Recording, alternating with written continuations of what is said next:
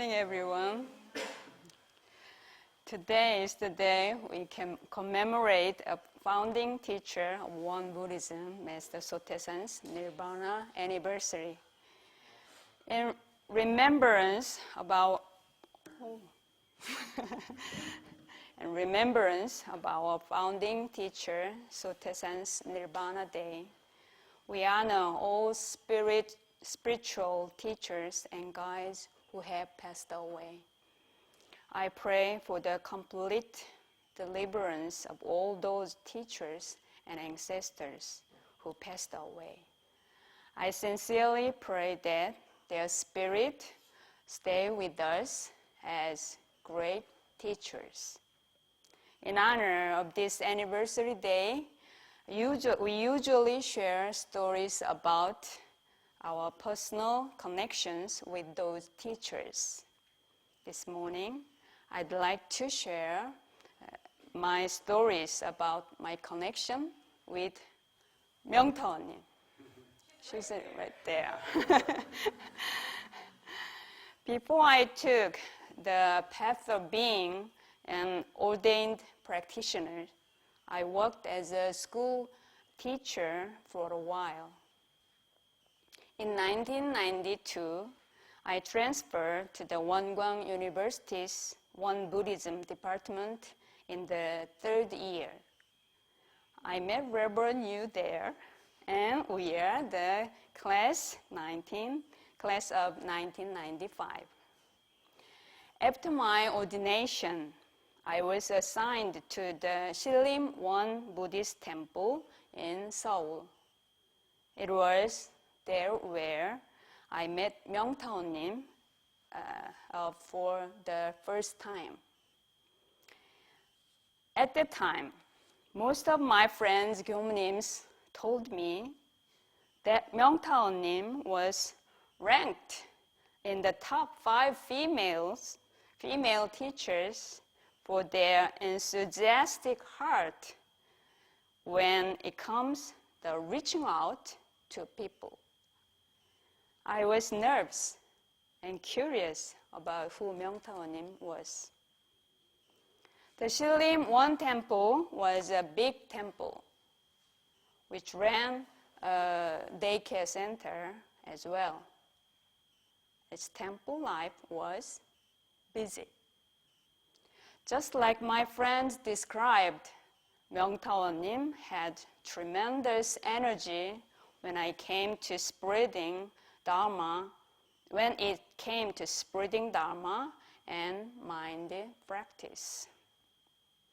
She almost always checked on temple members either by talking over the phone or by visiting them in person. On Friday or Saturday, MyungTawonim told me to call the members who did not attend the Sunday Dharma service. For someone like myself, it was one of the most difficult tasks. Nowadays, there are various ways to contact them, such as through email, text, or video calls. But at the time, calling them over the phone was the only way that I could use. Each time I hung up the phone, my ears hurt because of a time-consuming call. Time passed, and it was my first New Year's Day at the temple. All the other temple staff went on the Lunar New Year holiday, and the daycare was up too. In the temple, only MyungTawonim and I were left alone over the holidays. On the eve of the Lunar New Year, she suddenly suggested making acorn jelly. In order to make acorn jelly, I had to dissolve the acorn powder in a large pot on a cooktop and keep stirring with a large spatula. It was such a tough job for 2 females to handle it. She kept adding more jobs to the like, pour more water, stir it faster, control the temperature, etc. Luckily, the acorn jelly turned out to be yummy. And we drove around the members' houses to deliver the acorn dish, especially for those who needed support or who were not able to visit their hometown for the holiday. Making acorn jelly was just the beginning of MyungTawoNim's endless list of taking care of the members. One of our annual events was to drive somewhere far away to harvest napa cabbage for kimchi making. Just like delivering an acorn dish, MyungTawonim and I delivered kimchi to the elderly who lived alone. Soon after, I realized that it meant to live with MyungTawonim. It was busy, tough, and learning Dharma through walking the walk, not talking. And yet, MyungTawoNim's sermons were always powerful and refreshing, and so the temple practitioners liked her Dharma talks a lot. One winter day of my 3rd year in the temple, we had 2 Gyomunim visitors from the United States. They brought such unthinkable news to us. Once they left the temple, MyungTawonim said, "Hey Yeri, the head Dharma master, Master Chwasanim, told me to go to the States to work. If I have to go, I'd like to go with you." I was startled by the news. I've never thought about going abroad. I do not speak English. How could I live in the US? And so I told MyungTawonim, no, I'm not going there. Rather, I'd like to go to Mountain Kumgangsan, North Korea, when Korea is unified later on. After my response, MyungTawonim told him that it would be hard to go to the States. Venerable Chwasanim suggested that if so, live there only for 3 years. I thought about that again and said, okay then, only for 3 years, right? Which turned out to be 24 years of living in the United States of America. All the tests that followed went smoothly, although many of them I have done for the first time in my life. I applied for my first passport, got a religious visa, and February 4th, 1998, I landed in JFK Airport with MyungTawonim. Do you know the feeling like you are being pushed by some sort of force unintentionally? That was what it felt like to me at the time. I came to America knowing that I would only live like that for 3 years, but somehow I have been living here for 24 years now. At the time, MyungTawonim was the head of the Eastern Diocese of Won Buddhism and the head Gyomunim in the New York Temple in Flushing.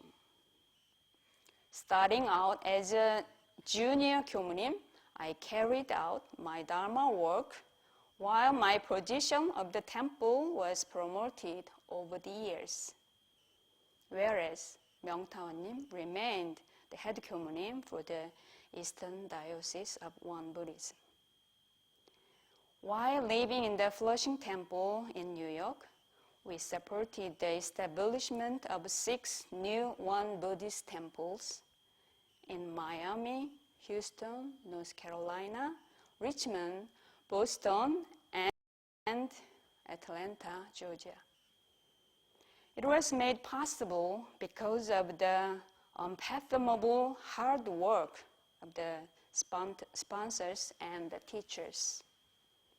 In the process of purchasing the site for the One Dharma Center, way before this retreat center was built, I visited this land a couple of times with MyungTawonim. The Korean diaspora made up the main congregation at the Flushing Temple in Queens. Our temple activities were focused on supporting Korean immigrants through the Wonkwang Korean School and Wonkwang Community Service Center programs. The biggest event we had was the Korean American Children's Festival, which was held annually in May. That event was especially for Korean American children and their family living in New York, New Jersey, and Connecticut. So we held various Korean folk games for them to experience. It was a large-scale outdoor event. Well, roughly 300 to 1,500 people participated. Depending on the weather and other conditions. Because it was an outdoor event, the weather was the biggest concern for us each year. Even now, MyungTawonim and I often think of folk festivals in New York on rainy and windy days in May. After living in the Flushing Temple for 13 years, in 2011, MyungTawonim and I pioneered a new temple in New Jersey. We moved to the temple in New Jersey and worked and practiced together for another 11 years. And there, we even shared the same room for all those years. What a close Dharma affinity we have built. By the time we moved to the temple in New Jersey, MyungTawonim had retired after serving for 14 years as the head of the Eastern Diocese.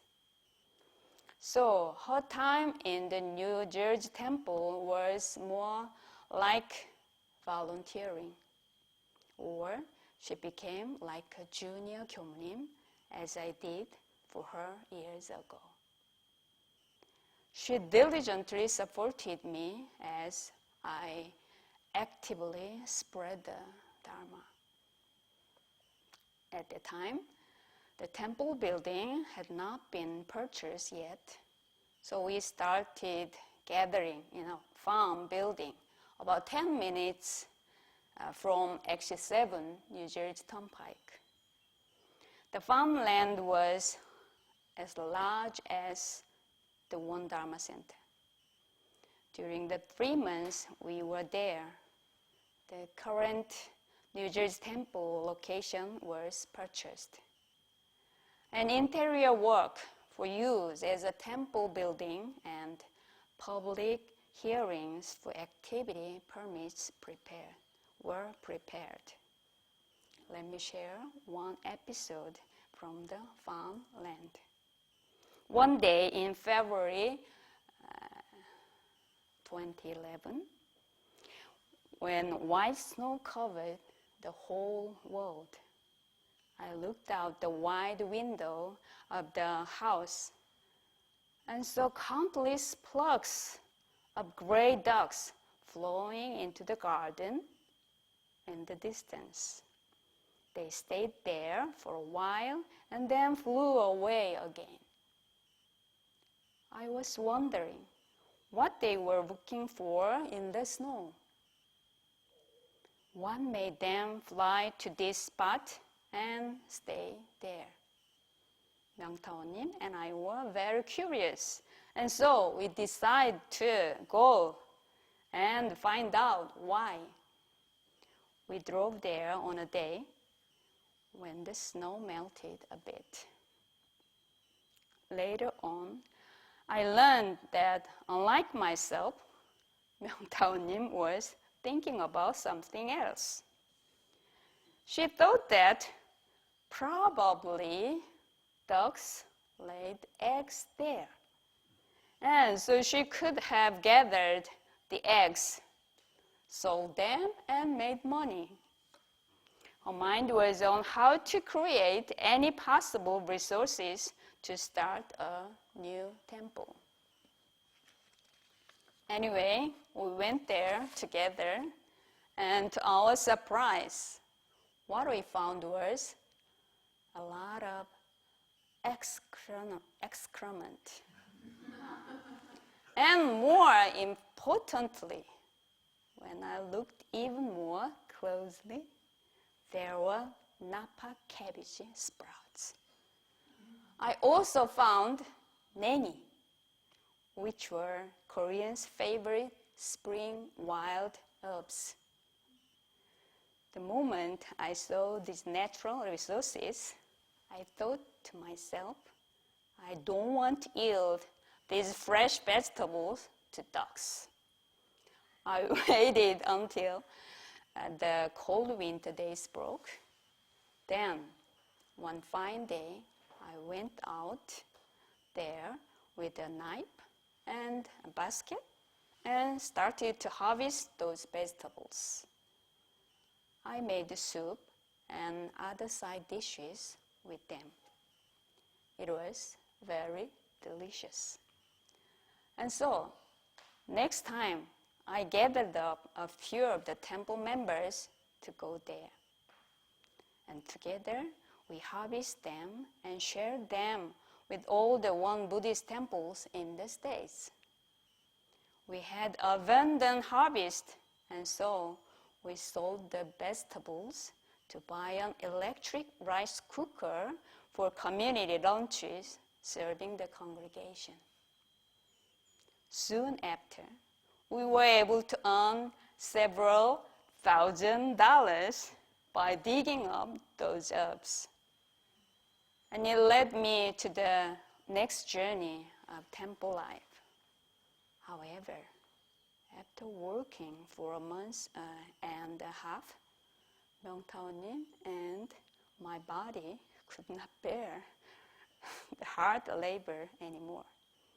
Our back, shoulders, and fingers hurt so badly. We went to Korea to get acupuncture and more treatment.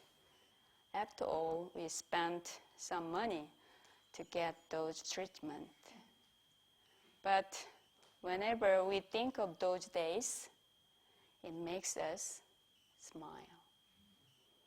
MyungTawonim and I treasure that initial stage of our hard work at the New Jersey Temple. Most of retired gyomonims live in a retirement center in the headquarters in Korea. Oftentimes, MyungTawo님's alumni gyomonims wondered why MyungTawonim has not come home to Korea and enjoy the comfortable life with them. MyungTawonim still is asked the same questions. However, she thinks differently. It is her choice to continue her life in the States. Why? Can you guess? When MyungTawonim came to this country, she was in her late 50s. She did not know the language. What kind of life was it for her to live in a foreign country in her later life? Obviously, going back to Korea could be a rational choice. However, MyungTawo님's lifelong kwan is spreading the teachings of Master Sotaesan to as many people as possible. When MyungTawonim worked in cities in Korea, like Jeonju, Busan, and Seoul, she passionately taught and spread Dharma to many people. But here in the States, because of the language barrier, her boundary to teaching people was limited to the Korean immigrant population.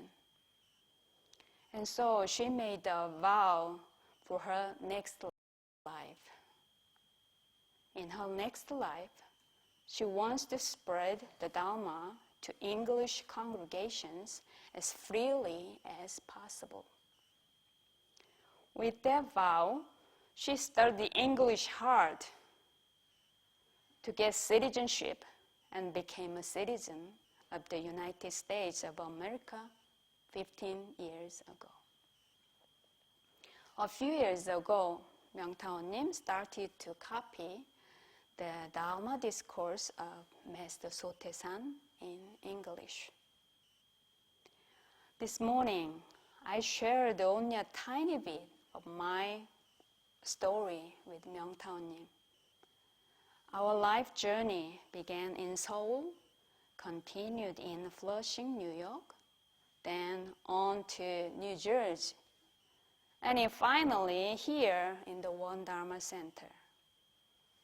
In our life journey, we lived together with the 13 other Kyomonims. All those years, while other Kyomonims coming and going, we have been together. What a special relationship I have had with MyungTawonim. Master Sotaesan said that even if the disciple's love for her teacher is half that of the teacher's love and thought for the disciple, Dharma will surely be passed on. This makes perfect sense to me. Many people were surprised to know that I spent all those years with one teacher, and they praised me for that. They say, "You are amazing." I think the credit must go to MyungTawonim, not to me. This is because I was able to live with one person for so long because MyungTawonim trusted me and supported me so well. In fact, she and I have completely opposite characters. She has a quick personality and has to do everything right away. On the other hand, I'm a laid-back, rather procrastinator, and then I usually work hard at the very end. While all those years living together, our opposite characteristics complemented each other's shortcomings. I think human relationships are interactive, even between parents and children and between siblings who share blood. There are disagreements when they live together. When I come to think of this, my life with MyungTawonim has been possible because there has been trust between the two of us from the very beginning. Patience, love, and mutual respect were other factors in my relationship with her as well. This applies to any kind of human relationship. In other words, Master Sotaesan expressed, everywhere Buddha image, every act Buddha offering. So, my story for today ends here. I hope to share more stories with you next time. Thank you.